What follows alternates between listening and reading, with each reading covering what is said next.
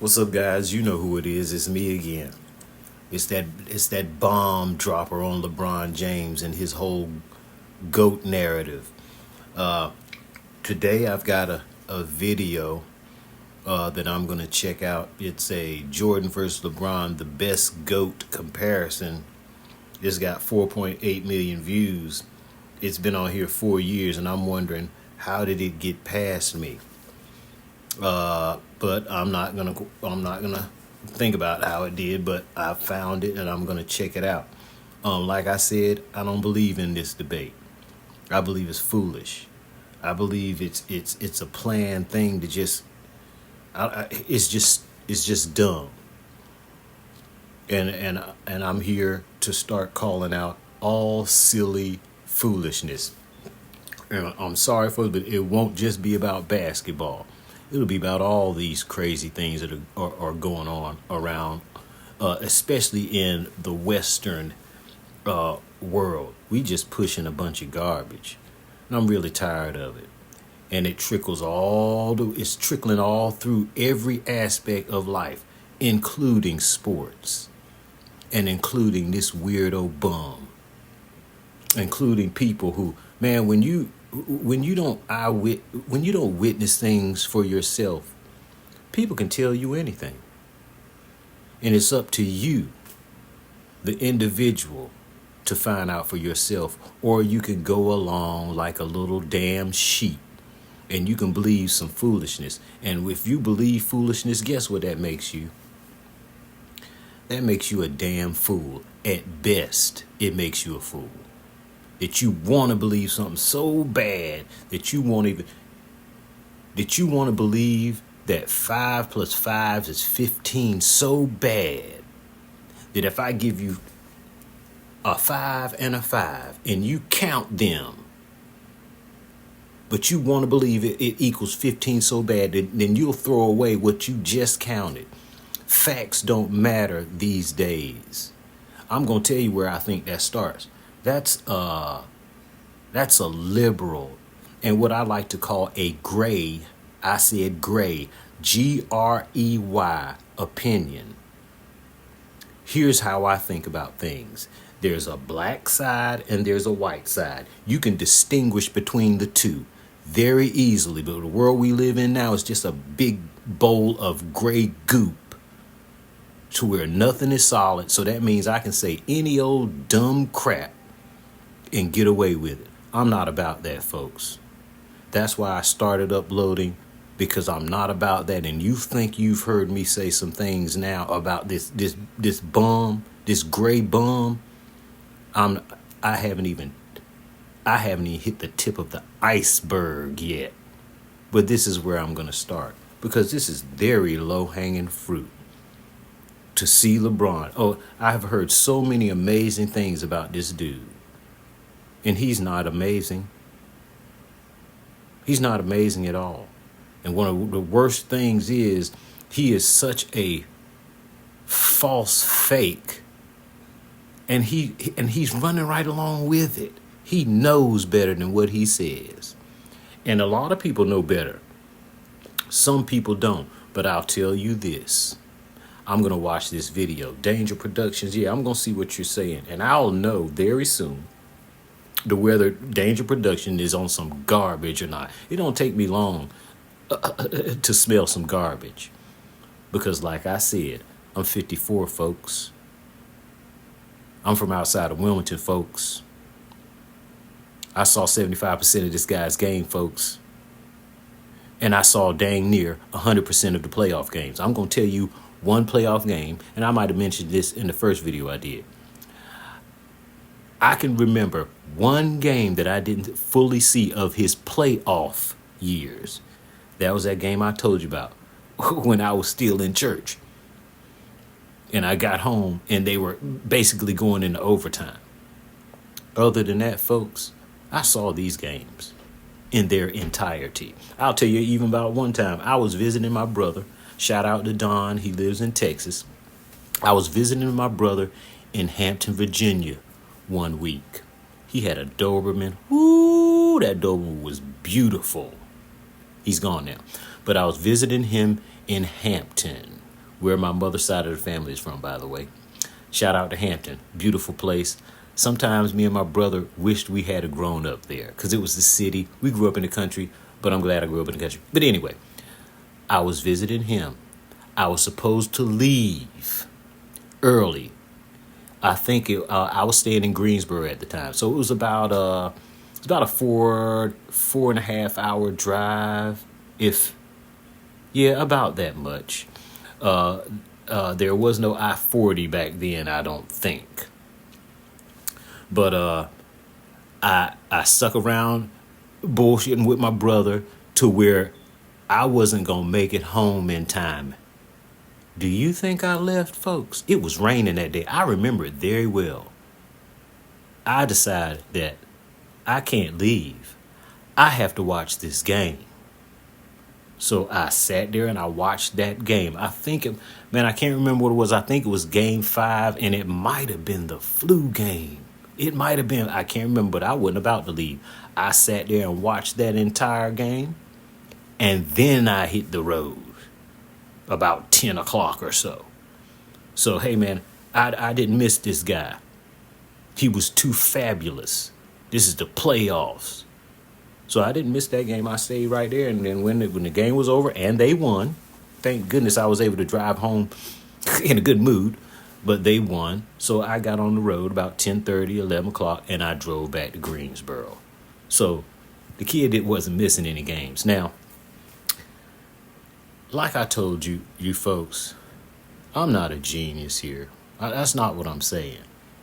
But in this day and time, a normal thinking person, a realistic, logical thinking person, they might as well be a genius because everybody else is living in some stars and quasars crap. All this femininity thinking going around. I was talking to a young lady. Folks, I'm going to get to the video. I was talking to one of my white neighbors. Cool dude. We just had deep conversations. Sit out there on the porch and just talk about different things. And his sister came by. And for some reason, I just like this chick. Not on no sexual thing. No, but I don't know what it was about her. But then we started getting into some deep conversation. And one of the things I said, I told her about that black and white and right and wrong. And let me tell you what she said. And this is the epitome of what is wrong with this place right now. She said, well, who gets to decide what is right and wrong? That's the problem right there. Who gets to decide? That's our whole issue right now. A bunch of damn confusion because nobody wants to take to an account. I'm telling you right now, it's almost, I don't know how many of you people watch Game of Thrones, but one of the lines that they said, they was like, I don't want to take over this place by burning it down and get the game thrown. I don't want to be king or queen of the ashes. But let me tell you about this feminine crap that's going on. As long as they can think they can be in charge, they don't care if the world burns down. They'll be queen of the ashes is what's going on now here. And guess what the problem is? Lame ass good for nothing men are allowing it to happen. Who does that? Who does that? That is what's going on. Nobody can be told no. Who gets to make the decisions? And when she said that, I was like, there it is. Right there. That freaking attitude. Who gets to decide? Nobody. That's why you got people out here running around wild as hell. People shooting up schools. Because who can decide? We all need to be able to do whatever we want to do. That's the dumbest shit I ever heard in my life. But that's how people think. Especially in this country right here. But Ed, don't get too deep for the folks. Let's talk about basketball. And let's talk about this fake, feminine, big 260-some pound bum. Why am I so hard on this dude? because he is a liar and he is a deceiver. And anybody that thinks like this dude is full of deceit. So I'm sick of it. So I'm going to bash this dude into the dirt. Every time I get on here, I'm going to bash him. I'm going to bash the hell out of this dude because he is just no good. Well, he opened a school. But anyway, truth be told, if you've got children and you're sending them to school to get educated today, you got a problem. The problem is you better be steadfast in your child's ear because all they're teaching in there is dumbing kids down. They did a research. I'm sorry, but I'm going to go here. If you don't like it, just turn it off or forward it. They did a research. NASA. I heard about this research. Because NASA's always looking for intelligent minds, So they put out a test, and they wanted to test kids and see how many of them had genius potential. And this is basically, in a nutshell, how this study went. They went in increments of 5 years. At 5, they test them. 9 out of 10, I mean some high number, genius potential. They go back 10 years later and test these kids. Now it's down to 6. They go back 5 years later. Now there's only 3 of them. So basically what that is telling you is they send you to school in this country for show to make a fool of you and a sheep and to lie to you and give you bull crap narratives. It's just so sad. But guess what? I heard the earth is in the hand of the wicked. I've heard that. What does wicked mean? Look it up. I ain't got time, but it ain't a good thing. That's what this place is, who's in charge. Wicked folk. And when nobody can say, talking about who gets to say what's right and wrong, when you have that attitude, that's when you have the women running around here butt naked in public. Like 5-year-old children. That has to be taught. Walk around here like you are a child of 2. Boobs all out. Who does that except for a freaking devil moron? But guess who allows that? The supposed leaders, the men. Why am I going here? Because that's just what this dude is. That's just what this dude is. He is lame. You see what kind of mess he got his son in? It's sad. You don't have to earn that. Yeah, I want to play with my son. Are you stupid? So, I'm sorry I went there. But then again, I'm not sorry. I'm just sorry that I ain't watching this video, which I'm going to do now. And I don't know about DangerProductions, but I'm going to either endorse this or I'm going to say it's a bunch of hogwash. Okay? Now, a lot of Lebron fans. And I'm not going to say, hey, if you're a LeBron fan, that's fine. But if you think that man is better than Jordan, you's a damn fool. I'm going to say it again. No, I'm not going to repeat it. You heard what I just said. If you want to hear it again, rewind it. But you are stupid. What I have noticed, though, but I'll see, they'll make all kind of excuses. Well, it's subjective, and they played in different eras, and doogie-doogie-doo, and doogie-doo. You sound like a bitch. I'm sorry for the language, but you can say anything these days except for it's 3 words that you can't say. This is America, right? It's 3 words that you can't say on here. I hear people say, well, I can't say that. You know what I mean? Is this America or what? I bet you the one word it ain't nigger. I'm going to promise you that. You can say that all day, every day, every day. I don't care who says that word, but you can say that ad nauseum. But you can't say these other words. In America, freedom of speech and all that garbage. It's always been garbage. And here we'll sit around here and let this stuff happen. And we'll let these ladies get out of control. And have the whole country acting stupid. It's ridiculous. We as men should not be doing that. But we'll do that. So when we crash and burn, it's not going to be the women's fault. Because, they don't take accountability for nothing. It's going to be our fault. Because we're the leaders. We're the logic thinkers. We're the strongest. There is no excuse for this to be happening unless we let it happen. And that's what we've been doing. So whatever is whatever. Hey, man, I love pretty women just as much as the next heterosexual man. But I'm not trying to see your butt-naked boobs in my face in church, at work, every freaking where I go, your butt bouncing around. You've got to be out your damn mind. Men have to be out of their mind, and I'm sick of it. I ain't going to take it no more. I'm going to bury it. I'm going to bury it. And if you don't like what I'm saying, I'm talking about you. You're weak and you lame. So anyway, we going to get into this dude.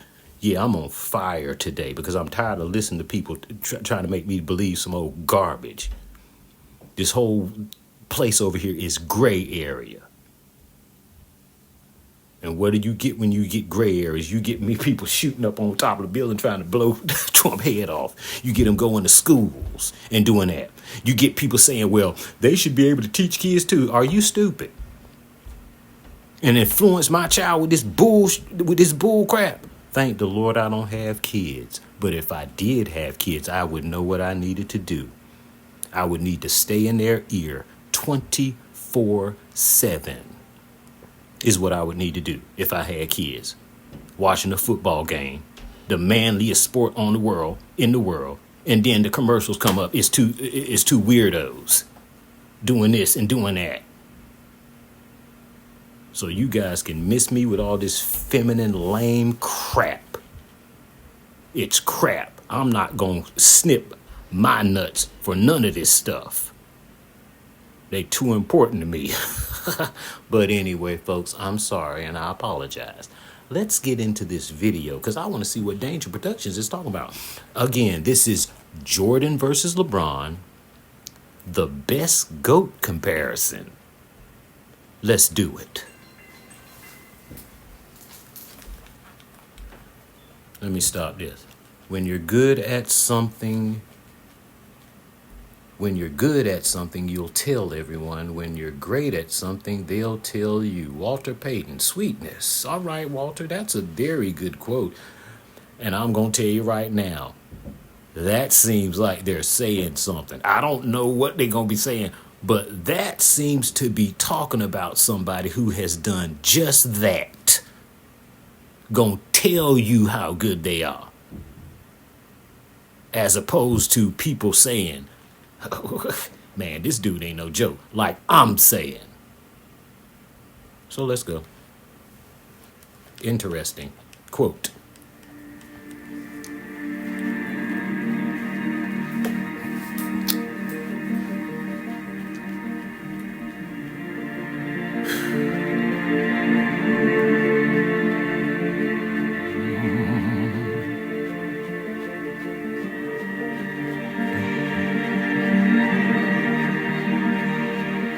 Of course I saw it. You know it. I'm going to say it.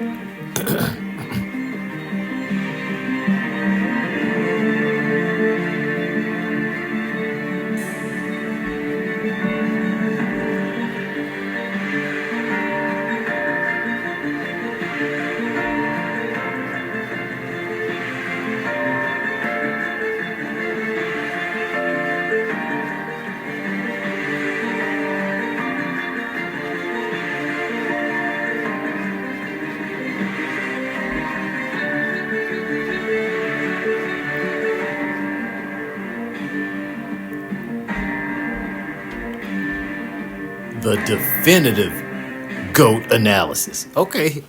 Jordan versus LeBron. LeBron versus Jordan. It's a debate that has captured the public's attention for the last several years, especially after this moment in 2016, when LeBron James beat the Golden State Warriors to win the third championship of his career. In LeBron's own words, that one right there made me the greatest player of all time. Look at his eyes. That's what I felt. I was like, that one right there made you the greatest player of all time. But did it? Did you see him? What I wish they'd have showed you was the rest of those fools when he said that. How they were looking at him.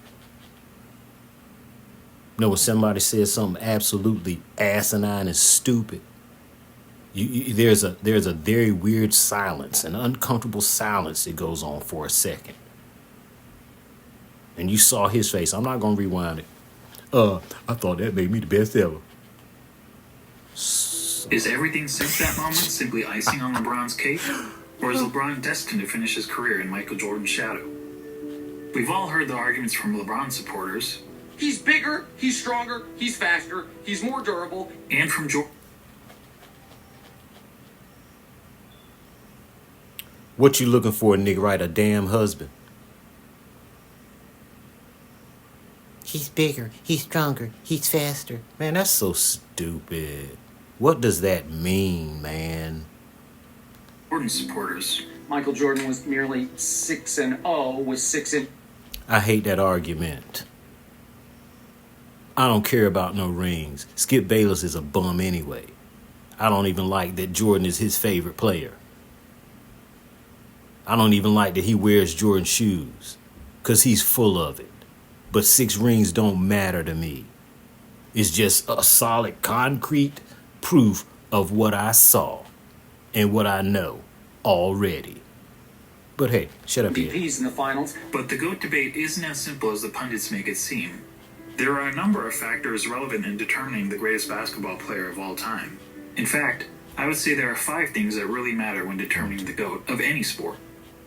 These criteria are, in no particular order, accomplishments, longevity, winning, statistics, and what we'll refer to in this video as the eye test. That's me. And to be the GOAT, you don't need to be the best in any specific category, but you need to be pretty good across the board. So simply winning 7 championships, like Robert Ory did, isn't enough to get you into the big shot man, though. When we're finished with this video, it'll be plainly obvious that one guy comes out on top. But before we get started, I want to clarify that this is not a comparison of legacies. It's about who was the better basketball player. If we were talking about legacies, Jordan's is nearly untouchable. Not only did he lead basketball to global popularity, he helped transform Nike into an empire, changed the way players played and how they dressed, and he even made it cool for guys to be bald. And while those things certainly contribute to MJ's iconic status, they don't make him a better player on the court. So let's evaluate the criteria that matter, and we'll start with individual accomplishments. Oh man, please stop. Take a look. It's over there. Okay. Jordan had more regular season MVPs, twice as many finals MVPs, 9 more scoring titles, and several more selections to the NBA's all-defensive team, including once being named Defensive Player of the Year.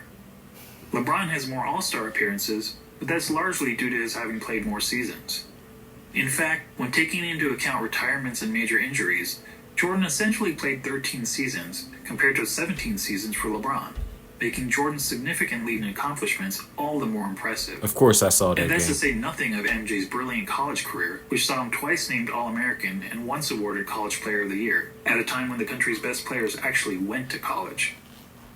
So regardless of whether you're a LeBron fan or MJ fan, you have to give the accomplishments checkmark to Jordan. The second criteria Easy in our GOAT peasy. analysis is longevity. And this one is also a no-brainer, but this time in favor of LeBron. Of course. Not only has LeBron played more seasons in the league, but he's had a longer peak than Jordan. Jordan's peak lasted about 10 years, whereas LeBron's peak has lasted 16 years, and is... So let me stop that. This man has played at the highest level that anyone has played for the longest. Count it, when was this video made? 4 years ago. So let's change that 16, man, to 20 years. He's played at a higher level than anyone else has ever played. And how many rings does he have to show for that, folks? 4 dang rings. And if you ask me about that doggone bubble crap, that bubble don't even count. It was COVID going on. Nobody cared about being there. And let me tell you one thing about a feminine person. They know when they can get some easy accomplishment done. LeBron ain't retarded. Okay, he got that team together. Hey, man, we can get us a ring right here. Right here. A lot easier. I'm going to count it, though. I'm going to give you that asterisk, that lame championship.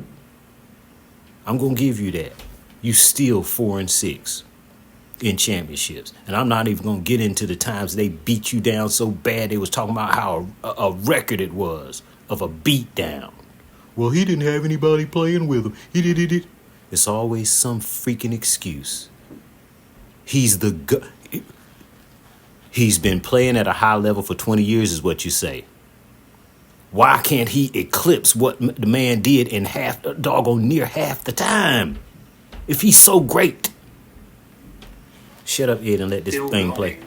And he's been incredibly durable during that time, missing significant time to injury only in 2019. Right. That said, the claim that LeBron has been much more durable than Michael has been a bit overblown. Consider that Jordan played in at least 80 regular season games 11 times in his career, including all 82 games an incredible 9 times. Compare that to LeBron, who played in at least 80 regular season games just twice, and in all 82 games just once. So both LeBron and Jordan get high marks for their durability. But durability aside, the bottom line is that LeBron has sustained his level of excellence for a much longer period of time than Jordan, which puts the longevity checkmark squarely in LeBron's corner. Okay, cool. That brings us to the third GOAT criteria, winning. As we all know, Jordan won 6 championships. LeBron has won 3. Jordan is 6-0 in the NBA Finals. LeBron is 3-6. 4-6. Yes, LeBron has made the finals 9 times compared to only 6 times for Jordan. But let's not pretend that making the finals is the same thing, or even close to the same thing, as winning a title. Please. Take a prime example from another sport, the Buffalo Bills. They're the only team in NFL history. It's funny that they bring up the Bills. Because the Cowboys, I think they got 2 of their rings from beating these bums. They went to the Super Bowl 4 straight years. I'm not going to get on Dallas fans, though. I'll get you bums later. History to appear in 4 consecutive Super Bowls. But is there a single player or fan of that team that wouldn't trade all 4 of those appearances for just one For Super one Bowl? ring. Frankly, talk to any fan whose team lost the season's final game and ask them how they felt afterward. Almost universally, their feelings are of sadness, anger, and disappointment. And that's just the fans. For players, those feelings are only magnified. Listen to Charles Barkley talk about losing in the NBA Finals. And I was just in shock when it was over because I had to, I was frustrated because I couldn't win. He just started to say, see, he caught himself. What he was about to say is, I had to admit that Jordan was better than me. That's what he started to say. That's what he started to say. Hey, man, I could be wrong. That's what you started to say. You had to admit you wasn't better than this dude. My team past Michael and the Bulls.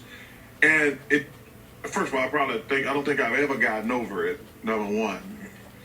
But and you never will, man. I get it. Traumatic, and it's painful. So we can all stop with this false equivalence between winning the championship and finishing runner-up. Look at it. In the words of Herm Edwards, you play to win the game. It's just that simple. Hello? You play to win the game. Period. Back to Jordan and LeBron. As mentioned, on basketball's biggest stage, the NBA Finals, Jordan was 6-0. LeBron was 3-6.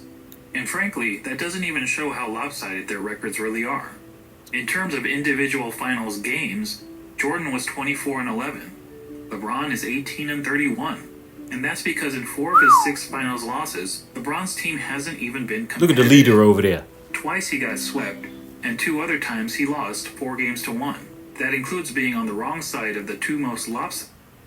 You mean to tell me you get swept in the finals 2 times and you lose 4-1 2 times? That can't be right. I'm not going to research it, but they just said he 4-0. That's 8-0. And then that's 2-16 in finals games. Finals by margin of loss in NBA history. Of course, LeBron fans will tell you that the only reason for LeBron's poor finals record is that his competition was so tough.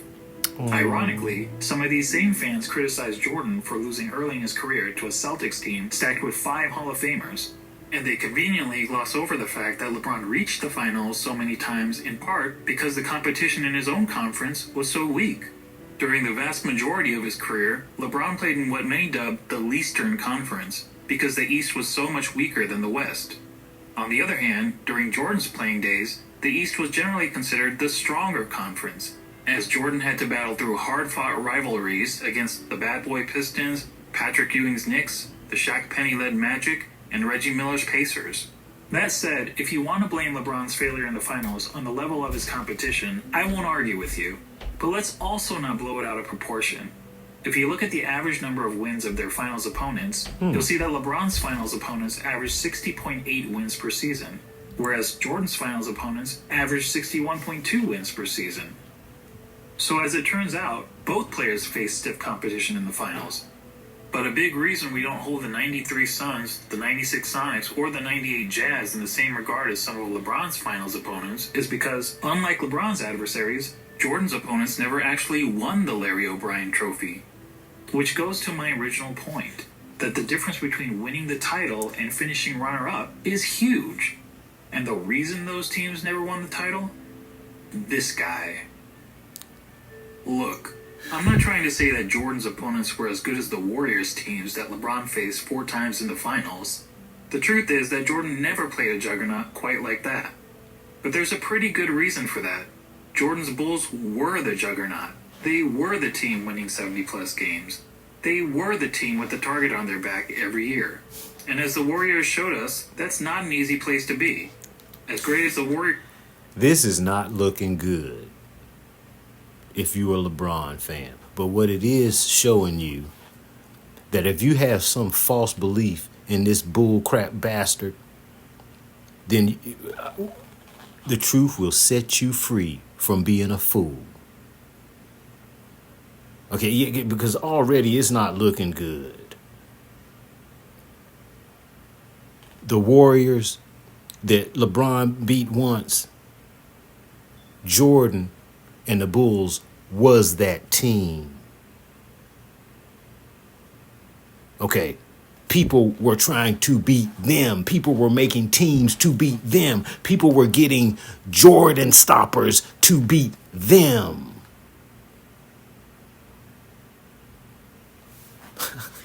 Folks, I'm not arrogant, but I'm just tired of this fallacy that you just got to be stupid and delusional to believe what they're pushing out here. Nick Wright and Shannon Sharp and anybody else who's thinking that way. They were never able to string together 3 consecutive championships. Jordan's Bulls did it twice. So what's the greater achievement? Beating the juggernaut or being the juggernaut? And not losing. Or to be more specific, beating the juggernaut 1 time out of the 4 times you faced them? Or being the juggernaut year after year after year? After year. And then doing it again, okay. Year after year after year. There's no doubt that LeBron's victory over the 73-win Warriors was the highlight of his career. But it's not the first time that an underdog has won the championship. And there actually have been much bigger underdogs who ended up winning the title. But how many times have we seen a player lead his team to 6 championships in 8 years? Prior to Jordan's Bulls, only Bill Russell's Celtics ever accomplished that feat in the NBA, when they incredibly won 11 championships in 13 seasons. However, back then, there was an average of less than 10 teams in the league, and only a couple rounds of playoffs, so it was considerably easier to win a title. And no player, not even Bill Russell, ever had a run of winning 25 of 26 playoff series, as Michael Jordan did. And Michael's pattern of winning goes beyond the NBA. Let's not forget that Jordan has never won anything but gold in the Olympics, and he also earned an NCAA championship, in which he hit the first of two iconic Now, when the 1992 team went over to the Olympics, that means a pro team, it was because the U.S. was losing in the Olympics. When Jordan went in 84, they had no problem, folks. Go back, and if you can find any video of those games, you will see they had no problem with these teams. You'll hear in, I think, the Dream Team documentary, Barkley will say, man, those boys were playing against grown men. It wasn't fair. Jordan and them was coming out of college playing grown men, and guess what? They had not an issue with them. They didn't win by 1 point from South Sudan. Don't even got a basketball court indoors. They were boys, and they went out into the world and they brung home gold with no problem. College students. Championship winning shots in his career. All that is to say, when it comes to winning, the checkmark clearly goes to Jordan. If you're thinking of selling your home soon, folks, this is already over. It was over before it started. But I'm going to listen to this guy and see because he's bringing out some very good points. But guess what? I'm going to chime in and solidify what he's talking about. But this is over as far as I'm concerned. I'm just watching now. Okay, I've always known 2 + 2 is 4. It's you weirdos that say it's 5. Go criteria. Statistics. This one is a bit more complicated. I mean, how do you statistically evaluate two players who played in different eras under different rules at different positions? Eye test. One way of doing it is to simply look at the 8 traditional statistics of basketball. Okay. Points, assists, rebounds, steals, blocks, field The goal only thing percentage, LeBron free will throw lead in percentage, is and assists and turnovers. rebounds. I And bet we'll you. focus on per game stats rather than cumulative I stats. bet you. Since cumulative stats, such as total career points and total career assists, really Assists, speak to longevity, rebounds. which is already its own category of the GOAT analysis. That's it. Per game stats, on the other hand, is more of an apples-to-apples comparison. Watch. So looking at the 8 traditional stats, we see that Jordan leads LeBron in 5 of them. What'd I Points tell per you? game, steals per game, blocks per game, free throw percentage, and fewer turnovers. LeBron leads in the other 3, assists per game, rebounds per game, and field goal percentage. But that's a pretty simplistic way of looking at statistics. What if we instead turn to analytics? Probably the most well-known analytic stat is player efficiency rating, or PER for Oops. short. This metric was created by respected basketball analyst John Hollinger to give an overall rating to a player's performance based on traditional stats like the ones we just mentioned. Jordan has led the league in PER 7 times, LeBron 6 times. It's close. Jordan has finished top 3 in PER 10 times, LeBron 9 times. In fact, Jordan has the highest career PER in both the regular season and the playoffs. Another popular analytics stat is win shares. Jordan has led the league in win shares 8 times, LeBron 5 times. Jordan has finished top 3 in win shares 11 times, LeBron 6 times. And when it comes to win shares per 48 minutes, Jordan has the highest career rating in both the regular season and the playoffs. What about box plus minus? It Until went up recently, in the LeBron was playoffs. actually ahead of Jordan in career box plus minus. But after the 2017 season gave Russell Westbrook the greatest single-season box plus minus in history by a wide margin, Damn. the architect of box plus minus realized that the stat was fundamentally flawed. So he made some changes to improve its formula. As a result, Michael Jordan now has the highest career box plus minus in both the regular season and the playoffs. And lastly, what about value over replacement player, which on its face seems to favor LeBron James? Well, value over replacement player is a cumulative stat, and as previously noted, cumulative stats speak more to longevity than they do game-to-game dominance. That said, according to value over replacement player, Jordan owns 6 of the 9 greatest individual seasons ever played. And on a per game basis, 66%. MJ's career rating and value over replacement player is the highest of all time in both the regular season and the playoffs. Are you noticing a theme here? Not only does Jordan beat LeBron in every ratable analytic stat, he consistently ranks as the best ever across the board. Before we move on from analytics, I want to mention a lesser-known stat called game score, another brainchild of John Hollinger. Game score measures a player's performance in a single game, so it won't tell us who's had the better career. Of course I saw this game. Of course I did. Who's had the greatest games. Now, we only have game score stats since 1983, so you won't see this is one I missed in here.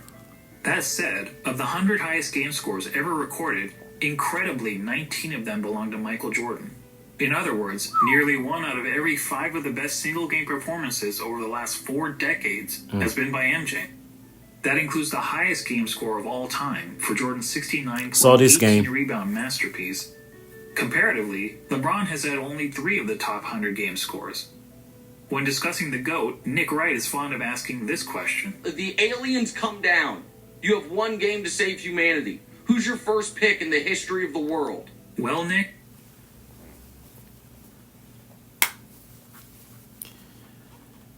do you mean to tell me if aliens come down here and we got 1 pick for the world, you gonna pick a dude who can't even shoot free throws?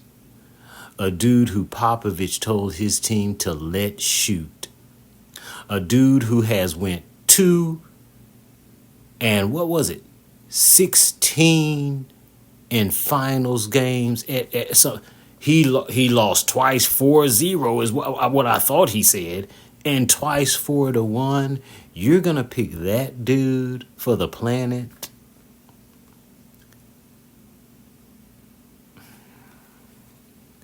Nick Wright is a fool. And he's obviously on somebody's payroll, but you can't pay me enough to sit up here and mislead folks. You can't pay me enough to sit around and tell lies. You can't pay me enough. Now, you might as well say, Ed, I give you $1 million to go over there and kill somebody. I can't do that. I think we have our answer. You doggone right. Now that I've finished drowning you in numbers, let's be real. Right. Hardly anyone watching this video knows how to calculate PER, win shares, box plus minus, value over replacement player, or game score. That's why we were given Then why eyes. should you? This is basketball, not Goodwill Hunting. Ah. So let's go back to the traditional stats that we all know and understand. But this time, let's add context to them. What do I mean by context? Well, some positions are simply better than others at racking up certain stats. Let's take rebounding as an example. In a vacuum, if we simply compare the number of rebounds per game of Brook Lopez and Jason Kidd, we might think that Lopez was the better rebounder. The truth is, relative to their positions, Lopez is statistically one of the worst rebounding centers in NBA history, whereas Kidd is statistically one of the best rebounding guards in NBA history. But even a poor rebounding center can grab more rebounds than a great rebounding guard solely by virtue of their roles on the court. So it makes sense that, to understand the context of a player's stats, we should compare them to the respective positions that they played. When comparing LeBron James to the other small forwards who have played at least 500 NBA games, this is where he Free ranks. throw 107. Overall, that's pretty impressive. Now let's see how Jordan compares to all shooting guards who have played at least 500 NBA games. As good as LeBron is compared to other small forwards, Jordan is on another level when compared to other shooting guards. He's darn near the top of every major statistical category. Well, let me stop this so I can really evaluate what I'm looking at here. Okay, 1, 2, 3, 4, 5, 6. 6 single-digit placements. That means under 10. Let's go over here to LeBron. 1, 2, 3. 3 under 10. And then when you get down there to that free throw, it's atrocious. But Nick Wright is going to pick this bum if the aliens come here and want to play us for the world 1 game. This mess is absurd. It's feminine. It's full of estrogen. It's delusional. And it's a flat out lie.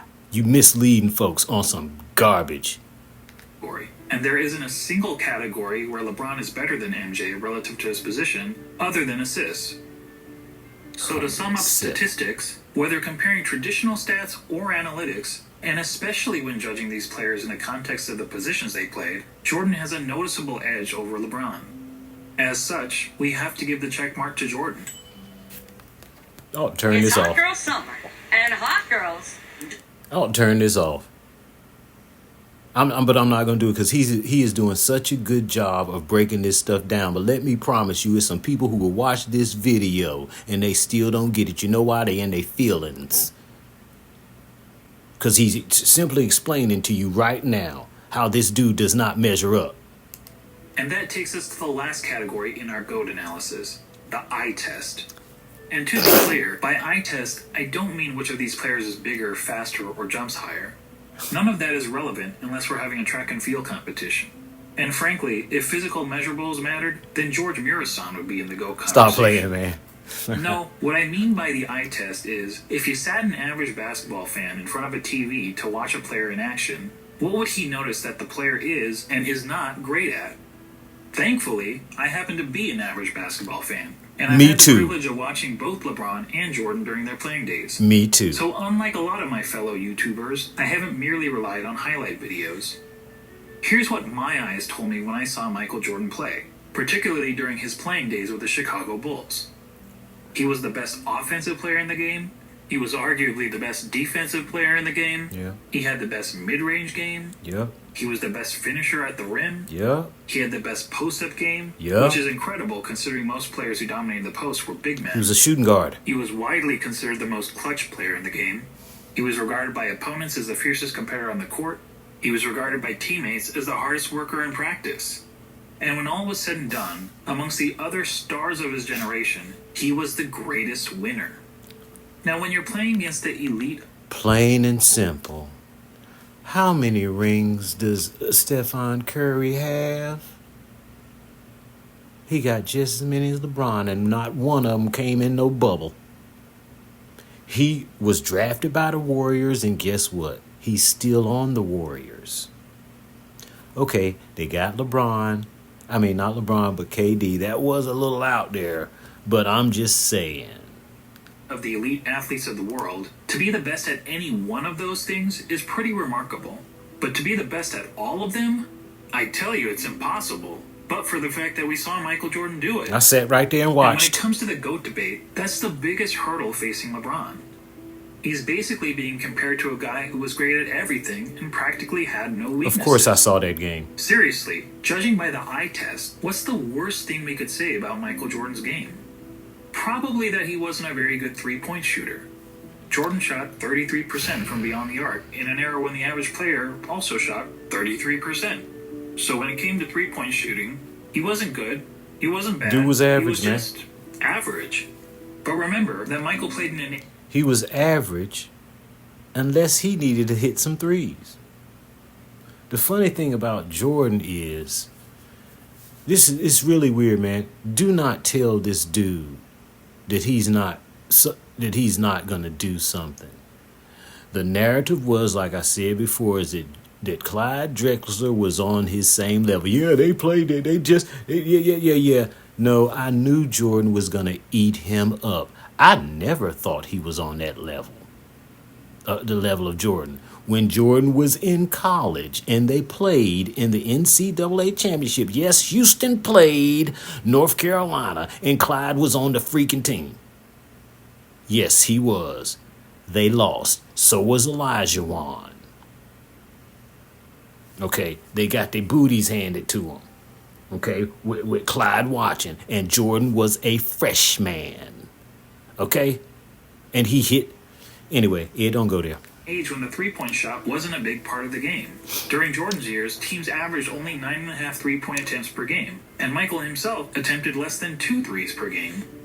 And if being an average three-point shooter is a weakness of Michael's game, well, then we also have to call it a weakness of LeBron's game. The difference is that LeBron plays in an era where the three-point shot is a huge part of the game. During the years in which LeBron played, teams attempted on average over 21 threes per game. And LeBron himself averaged 4.3 three-point attempts per game, or 2.5 times as many as Jordan. Despite the increased emphasis on threes, LeBron's career shooting percentage from beyond the arc is only a hair better than Jordan at 34%. And it's actually slightly below his peers, who averaged 35% from three during his era. Man, stop beating this man down with these numbers. Being an average three-point shooter was by far the worst part of MJ's game. For LeBron, it's not even close. LeBron, in fact, has 4 major weaknesses as a basketball player, each of which is readily apparent to anyone who has actually watched him play. First, he's not a good free throw shooter. For his career, LeBron has shot around 73.5% from the free throw line, which is pretty poor for a player who handles the ball as much as he does. In fact, many analysts point out that at the end of games, LeBron shies away from driving to the basket because he's afraid of being sent to the line. I don't know whether that's true, but what I do know is that the odds of LeBron hitting 2 consecutive free throws is statistically not much better than a coin flip. Jordan, on the other hand, shot a solid 83.5% from the free throw line during his career, and MJ never shied away from contact at the end of games. LeBron's second weakness is that he's an inconsistent defender. Sure, he's had some years where he was elite defensively, which is evidenced by his numerous selections to the NBA's all-defensive team, but he's also had several years where he's practically been a liability on the defensive end. Compare that to MJ, who during his Bulls days was a consistently elite defender. In fact, Jordan is the only player to rank in the top 5 amongst all guards in both steals per game and blocks per game for his career. Additionally, Michael led his position in defensive win shares practically every year that he played for the Bulls, an incredible 10 times. LeBron, comparatively, has led his position in defensive win shares on just 4 occasions, and in 5 of his last 7 seasons, he didn't even crack the top 10 at his position in defensive win shares. Now, some will excuse LeBron's recent fall-off on the defensive end as a byproduct of his resting on defense so that he can have more energy on offense. You don't need to rest. You've been playing 20 years at the highest level that anyone has played. That's what they're saying. But now you need to rest. I'm just so sick of this crap because on national TV, people get up and say this garbage. Look you dead in the face and look people in the camera and argue a point that is pure fallacy. I've got a problem with that. They do it in the news. They do it in sports. They do it anywhere they can. I'm not going to take this garbage no more. The sun is orange, yellow, or something. No, it's blue. Ed, stop playing. And we can debate the merits of that strategy, but resting on defense is not something Michael Jordan was ever accused of doing. Heck, even as a 40-year-old, he was busting his tail on the defensive end.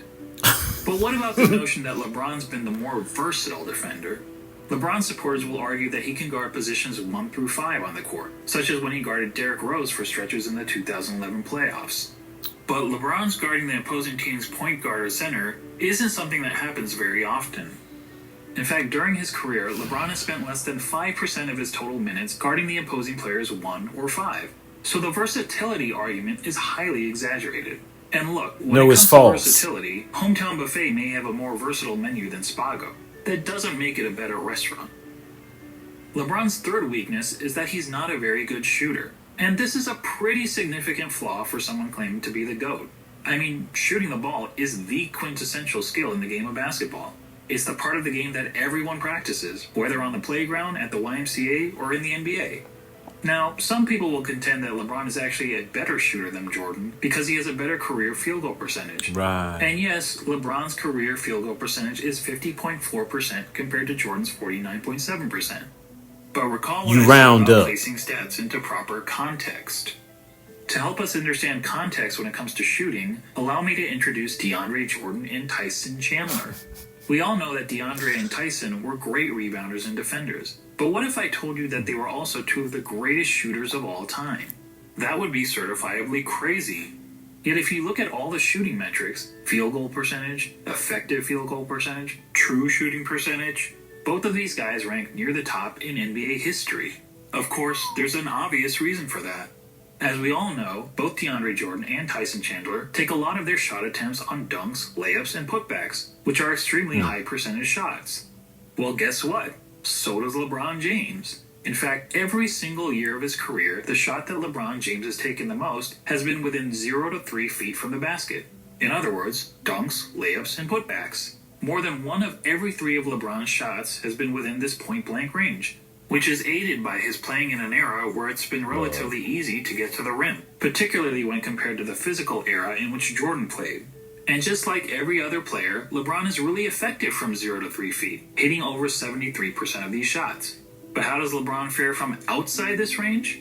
According to BasketballReference.com, LeBron's shooting percentage from outside 3 feet is 37.5%. It's even poorer in the playoffs, where he shoots 35.9%. And it gets even worse in close and late situations. In the last 2 minutes of games where the score is within 5 points, LeBron hits only 31.7% of his jumpers. Look, it doesn't take a rocket scientist to know that these numbers aren't very good, which is probably why in the 2013 finals, the Spurs' defensive strategy against the Heat was to basically dare LeBron James to shoot. And keep in mind, this was against LeBron in his prime. Can you imagine an opposing coach using a similar strategy against MJ? Now, LeBron actually credits the Spurs for forcing him to work on his jump shot, but it's not as if his results have gotten much better since then. Here's LeBron's shooting percentage from outside 3 feet over the last 6 years. Yikes. Well, I'll give him this. He is consistent. You should only the 3-point For comparison, consider that in the last year of Michael Jordan's career, as an aging player on the Washington Wizards, Jordan shot close to 42% from outside 3 feet. While that's certainly not great, it means that even as a 40-year-old shell of his former self, Jordan was still a better shooter, a far better shooter than LeBron James. Unfortunately, Basketball Reference doesn't have advanced shooting metrics from Michael's Bulls days, when he was a significantly more efficient scorer. But few would argue that Michael was anything but a lethal jump shooter when he was wearing red and black. When it comes to shooting, all of us can recall practicing shots on the blacktop, counting down 3, 2, 1 before launching We all a shot did at it, the folks. rim. Well, if you were pretending to be LeBron James, you'd brick almost 2/3 of the time. Actually, that's not entirely true. If you were playing against a countdown, it would be much, much worse. And that gets me to the last major weakness of LeBron's game, his performance, or more accurately, lack of performance, in the clutch. Remember when people were praising LeBron for making a couple of buzzer beaters in the playoffs 2 years ago? They used these stats to claim that LeBron was better in the clutch than Jordan. But look at these numbers carefully. What stands out to you? How about this? People were using a sample size of less than 1 shot per season to make the case that LeBron was more clutch than Jordan. That would be the equivalent of polling just 100 people in the country to try to predict the winner of the next presidential election. So let's use more telling stats, shall we? Here's a situation that's often used to determine a player's clutchness.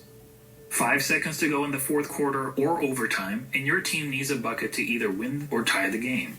It answers the age-old question, who do you want taking the last shot with the game on the line? It turns out that in the regular season and playoffs combined, If the aliens LeBron come. has taken 94 such shots. That's a pretty good sample size. And how many 94. of those 94 shots has LeBron made? 19. For a shooting percentage of 20%. Let me repeat that. 20%. Guys, that's not bad in the clutch. That's atrocious.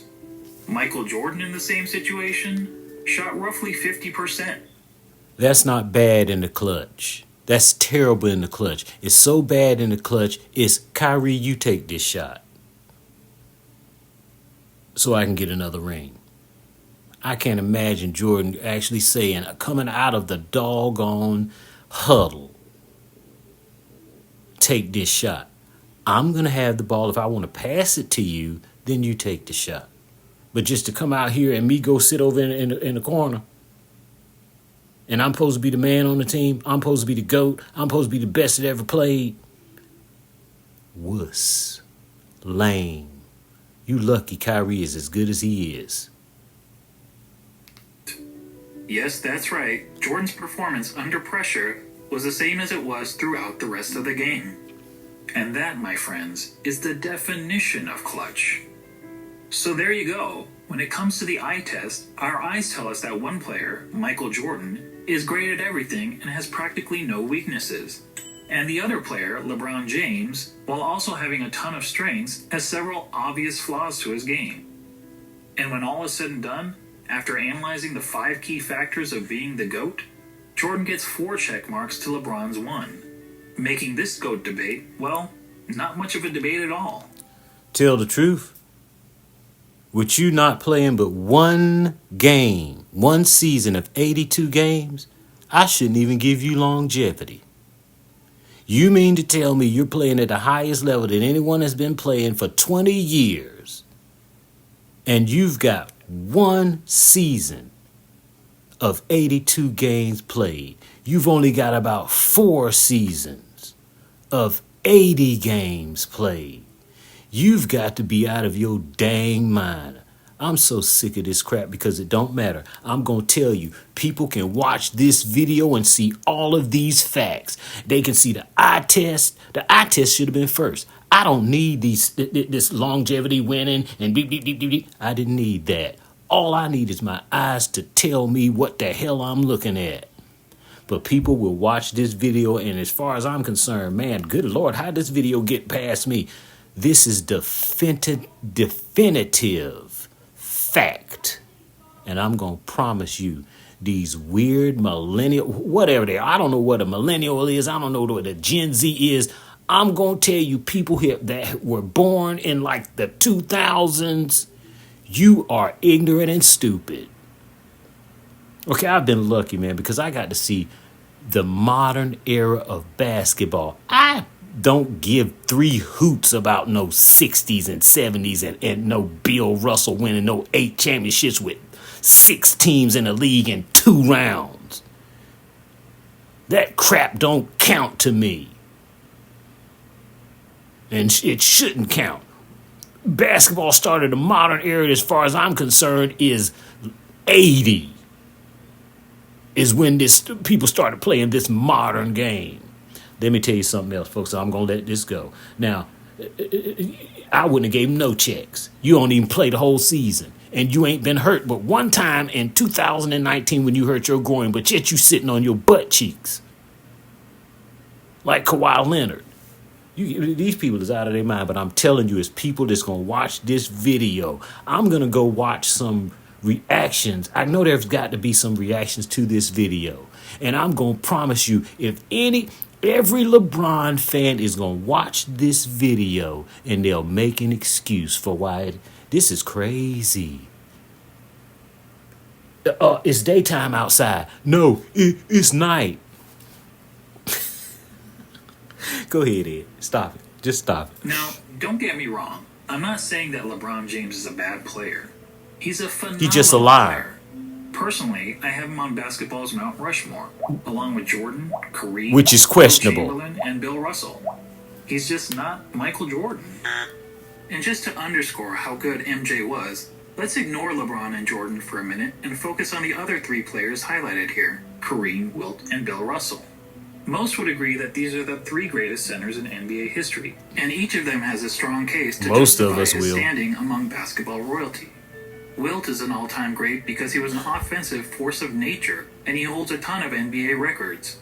Russell is in the conversation because he was a dominant defender and a perennial champion. Kareem also led his team to numerous titles, and in terms of individual awards and accolades, was the most decorated of the 3. Not to mention, he had the NBA's most unguardable shot.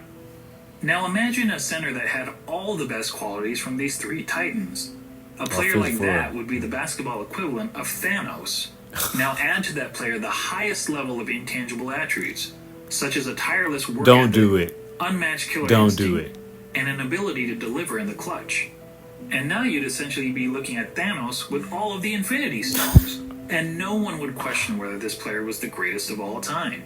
But the truth is, in 2024 they would. Such a player. That player already existed.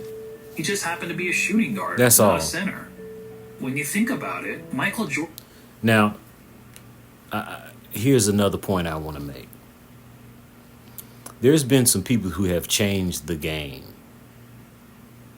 And I mean on a huge level. Stephen Curry is one of those people. He changed the game. Now all they want to do when Jordan was playing, they were shooting 4 threes.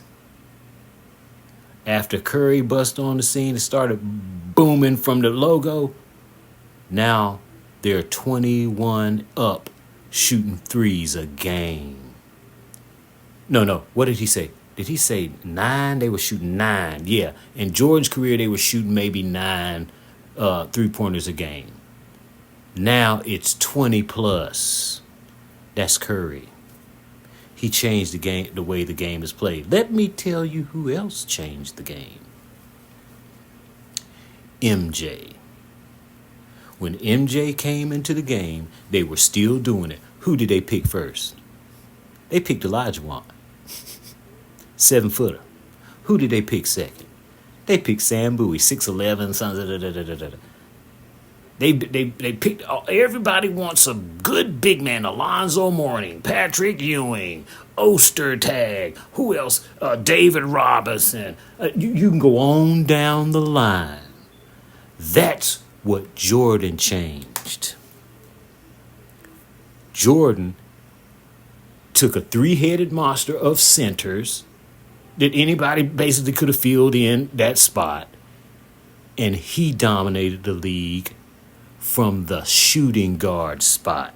And ever since then, we've been looking for the next dude to do it from that spot. We've been looking for that next guy, Tracy McGrady, Kobe Bryant, Vince Carter. I mean, just keep going down the line. We've been looking for wing players because we think we can win with we can build around a wing player. That was Jordan that did that. We still recovering from that. Now, big man, you need to be able to step out of that lane, okay, and shoot. You need to be doing more than sit down in that lane and talk about you guarding the paint. No. So, man, major props to Stephen Curry because he truly changed his game. Do I like it better than the old way? Hey, man, I like basketball. But do I think it's an easier road in this NBA than it was back then? Of course I do. Okay, but yeah, 2 people that changed the game. Curry, MJ. You want to say Bird and Magic? Yeah, they did. They made it to where we don't need to have this on tape delay anymore. People want to see this live. And we can't make no money, okay, if we're going to be showing tape delay games when you can watch it on the news before you can see it live. But anyway, Ed, go ahead. Jordan is the It's real almost life over. version of an overpowered video game character. He had all the qualities we look for in a superstar athlete, and he had it in spades. He's basically Babe Ruth, if Babe Ruth played defense like Willie Mays. Okay. And that's why, even in comparison I can agree to with the that. other all-time greats, he is truly in a class of his own. Simply put, he's the GOAT.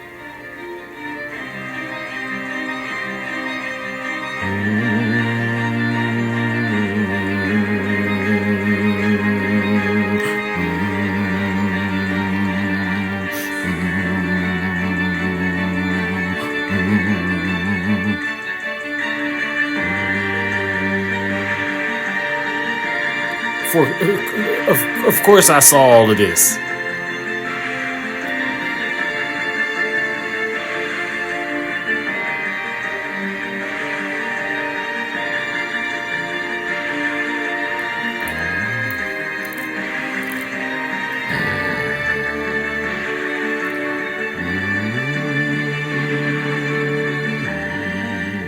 Oops.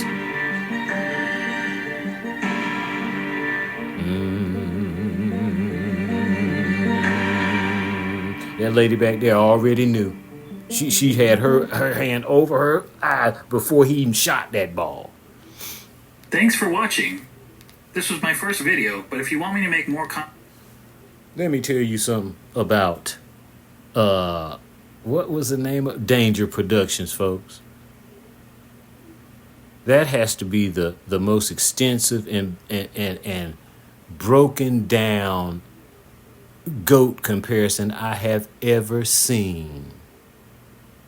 But like I said, it's still some of you weak, simp, lame, Similac in your mouth idiots who can't even take what you just saw. You just saw fact. You just saw the numbers. You seen it all. What else? Now, there are millions of people who won't pay that no mind. When I'm telling you, I could have started this list with an eye test. That's how I knew all these things. But I'm going to promise you, and I'm going to go find some for the next video. What I might do is I might go see people reacting to this video that are maybe LeBron fans and see what they come to after they've watched this. I promise you. You might as well have barrettes in your hair and panties on, because you'll try to wiggle your way out of. Some will probably say, well, they were in different, they didn't play the same position, and then they didn't do this, and then anyway, folks, I'm not gonna go there. But hey, man, I appreciate you watching this video. I done told you, this LeBron dude, I am going to burn him to a daggone cinder. I'm going to go even more in on this bum, because he's a liar, and he knows that he is not on this guy's level. He knows that. And that's why I'm going to beat the hell out of this dude with his propaganda and his media cronies lying to folks and misleading folks. And then folks will come right there and believe that garbage. You know why you believe it? Because you want to believe it. You want to believe a damn lie. And if I got a problem with people like that, because they're easily suckered into stupid crap. So, hey, man, appreciate you watching. This is Jordan versus LeBron, the best GOAT comparison by DangerProductions. Go check it out, because I know I was stopping it. So go check it out for yourself. Comment in the video, subscribe, because you can best believe that I'm going to come hard on this fallacy world that we live in right now. You can't believe nothing, because people telling you all kind of crap and people believing all kind of crap. It's gray area now. You can debate anything. You can debate numbers these days. You can debate what a female and a man is these days. I'm gonna bury this crap. Man, the simple fact is, the gray people are going to win.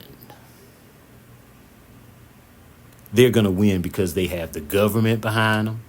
They've got women behind them. Women are not happy with their status. That's not my fault.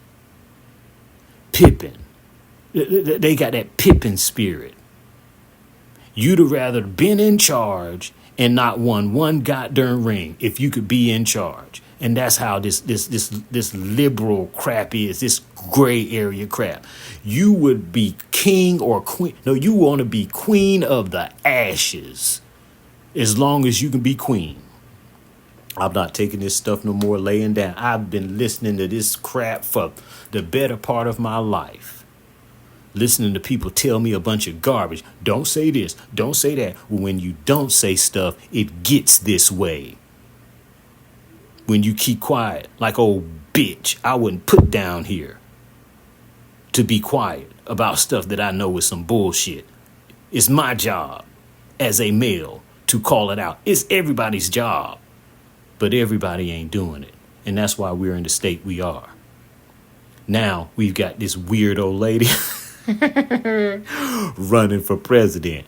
And man, the way things are going, she probably gonna win. They're gonna make some kind of way for him to win. Donald Trump, you better put a helmet on. Because this is a wicked place we are in here right now. I hate to go there this deep, folks, but we're in the land of fallacy and tell people things, and if they don't agree with you, do something to them and shut them up. Now, there's a guy that I used to listen to, and I'm getting ready to go, folks. Appreciate you watching again. Subscribe. Hey, man, hit that bell so you'll know when Ed is back on here, because I'm not going to be talking about stupid stuff. I'm just not. Now, every once in a while, I'm going to watch me some Game of Thrones. Not Game of Thrones. Some Hand of the Dragon and some The Boys, and I'm going to comment on it. That's the light. side. But we going to get into some real stuff. We going to get into some real stuff. Hey, man, hit the subscribe button. Hit the notification thing so you'll know when I come on here talking this junk. One last thing, folks, I want to tell you about this guy. This guy's YouTube name is Chronicles of Judah 144. He hasn't been on YouTube in about 4 years. That's the last video, but he has plenty of videos. You need to go see what he was talking about. He would get on ESPN. He'd get on different sports shows. He would DVR them. He'd run through them, and then he'd do just what I do. He'd stop, and he'd be calling things out. Now, after COVID, I'm looking for this dude. All of a sudden, he disappeared. I had no idea where he was. I'm so stupid. I should have known, but I'm dumb. I went to chat GPT because I was going to find this dude. I was like, damn, did he die of COVID or something, or what happened? I know what happened. Because the things he was talking about 4 and 6 years ago, this stuff has come to fruition. Just what he was saying and just what he was talking about. It ain't got better. It's just rolled right on into what he was talking about. So I'm going to be here. I'm going to be talking about these things. And what I know is he can't say these things on YouTube. Because he'll make a video. They probably be flagging him and trying to censor him. He's on Patreon. That's what ChatGPT told me. I went over there. There he was. I'm going to tell you the title again. Chronicles of Judah 144. Check him out on YouTube. See what he was talking about. And then if you really want to hear what he's talking about now, go and check him out on Patreon. And if you do, you tell him I sent you. I can't afford to do it now. I can't afford to get on there and pay for it. But I found him. Thank God he's alive and doing his thing. I'm going to get on there. But go over there, folks, if you can. Check him out on YouTube. And go over there. And if you go over there, you tell him who sent you to him. Folks, I appreciate you watching. As always, I appreciate the people who watch my last video. And I know I said I was going to go, but I want to give them a shout out because I appreciate them watching. And what was it? Oh yeah, I appreciate them watching. I just want to give you guys a shout out of who it was. Okay, let's get in here and let's see. I'm sorry. Just give me a second, folks. What am I talking about here? Here we are. Go to that there. Hit stop. Then hit comments. And here we go. And unfortunately, I don't see my reading. Here they are, folks. I want to give a couple of shout outs to some folks. Don't pick at me. I'm 54. Don't be playing. I want to give a shout out to Lynetta402. Lynetta402 says, I grew up in Chicago watching MJ play. My dad was a huge fan, and I used to watch the games with him. I don't think we'll ever see his killer mentality again. The closest to come to it was Kobe. I totally agree with you, Lynetta, and I'm going to give your dad props for letting you experience what I experienced watching this dude. Next guy is Mike Parriott. You the man, keep them coming. Hey, man, I appreciate that. I ain't the man. We just watched the man. But, hey, I'll be the man if you say so. LD-Ed2JV. No, he only have 4 rings, not 5. Man, you're right. You're right. I think I did say that in that first video, and I was totally wrong. You're right. And matter of fact, we could say he only got 3, but we'll give him that 4. And I'm with you on your points of view. And they know just like we know who the real 23 is. Keep the videos coming. Hey, man, I will. Subscribe. Hit the notification button. Is there anybody else? Let's see. CJ Air 6639. Appreciate you watching the comment. Thanks, man. We need to see more reactions from actual eyewitness accounts. Well, let me tell you some who is an eyewitness, bro. I am. boy, I'm an eyewitness, and I'll let you know what I think. But hey, man, I thank you guys for commenting and leaving a message, man. Hey, that lets me know, hey, man, people are interested, and I'm going to keep on going. Hey, man, that's it. Again, Jordan versus LeBron, the best GOAT comparison from Danger Productions. Go check it out. Peace.